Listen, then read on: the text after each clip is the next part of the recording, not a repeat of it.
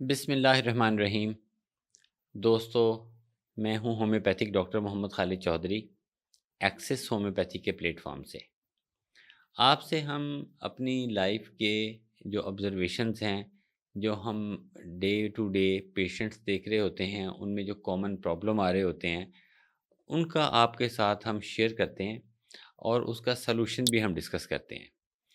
تو ایک کل واقعہ ہوا اور وہ ہمارے دوست نے شیئر کیا۔ اس قسم کے واقعات ہم روزمرہ اپنی زندگی میں دیکھ رہے ہیں کہ تھوڑی سی اگر ہم کسی کو بات کریں تو وہ ایک دم فلیئر اپ ہو جاتا ہے۔ اگر ہم سڑک پر دیکھتے ہیں اپنی قوم کا اور اپنا مزاج، تو جہاں پہ تھوڑی سی ٹریفک بلاک ہوتی ہے تو ہم اپنی لین کو چھوڑ کے آنے والی لین کی جو راستہ ہے اس کے اوپر پہنچنے کی کوشش کرتے ہیں۔ تو نتیجہ وہ نکلتا ہے کہ جہاں پہ ہم نے 2 منٹ میں وہ راستہ گزر جانا تھا، وہاں پہ ہمیں 20 منٹ لگ جاتے ہیں۔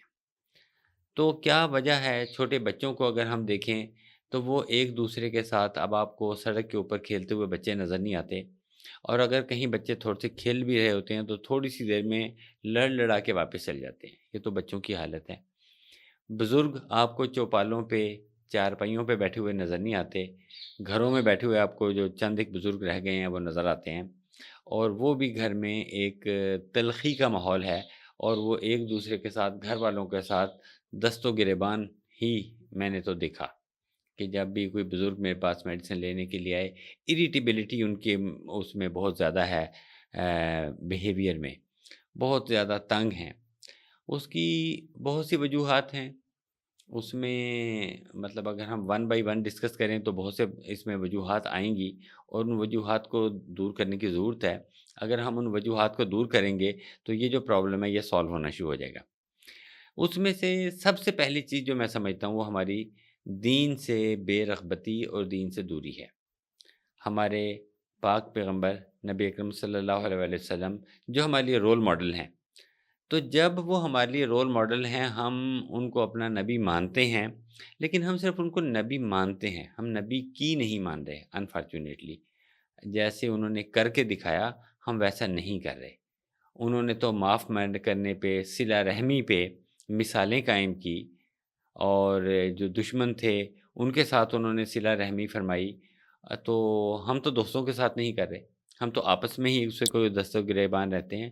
تو میں سمجھتا ہوں کہ ہمیں تھوڑا سا دین کے ساتھ اپنا جو لنک ہے اس کو بڑھانا چاہیے ایز اے مسلم، اور حضرت پاک صلی اللہ علیہ وآلہ وسلم کی جو حیات طیبہ ہے اس کا مطالعہ کریں، اور دیکھیں کہ انہوں نے اپنی زندگی کیسے گزاری ہے، انہوں نے کیسے اپنے دشمنوں کے لیے صلہ رحمی فرمائی۔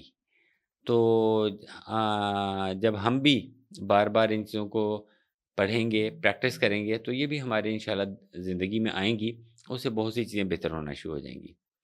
دوسری چیز جو میں سمجھتا ہوں وہ آج کے دور میں سوشو اکنامیکل کرائسس ہے، کہ ہر شخص مختلف قسم کے مطلب روزی روٹی جس کو کہتے ہیں اس معاملات میں پریشان ہیں۔